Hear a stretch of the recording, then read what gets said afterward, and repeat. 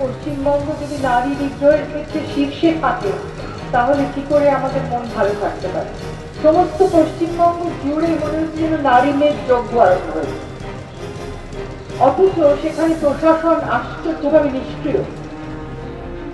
যখন আমাদের এই মুখ্যমন্ত্রী, যাকে আমরা পরিবর্তনের আশায় ভোট দিয়ে আমরা শাসকের আসনে আনলাম, যখন তিনি বিরোধী পক্ষে ছিলেন তখন কিন্তু তার আরেকটি চেহারা আমরা দেখেছিলাম, যে চেহারা আমাদের খুব ভালো লেগেছিল।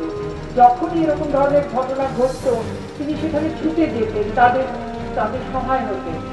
এখানে তাকে কেন সেই রূপে আমরা দেখছি না?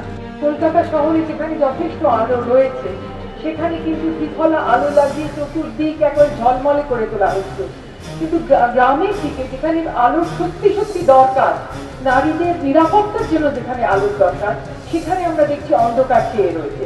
কারণটা কি? I'll say that this is a very insensitive way of reacting to those young girls who ran a long way just to express their grief to the Honorable Chief Minister, and she reacted in such a way. This is disgusting. কামদুনিতে যেহেতু আমি কিছুদিন আগেই ঘুরে এসেছিলাম, আমার সুমন মুখোপাধ্যায়, সমীর রাইচার অনেকে গিয়েছিলেন, আমরা তো ওখানে সিপিএমের চিহ্ন মাত্র দেখিনি, সব তৃণমূলের পতাকা ছিল। এবং আমার মনে হয় কামদুনিতে যেটা বড় ঘটনা ঘটছে সেটা হচ্ছে যে দেখবেন ওই মেয়েটি আজকে বলেছে যে এখানে কিন্তু সিপিএম তৃণমূল নির্বিশেষে সবাই বিরক্ত।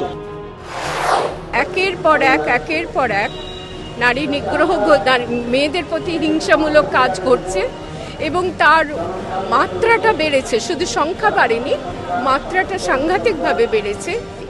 এটাতে ভয়াবহ পরিস্থিতির সৃষ্টি হয়েছে, তারই প্রতিবাদে আজকের এই মঞ্চ।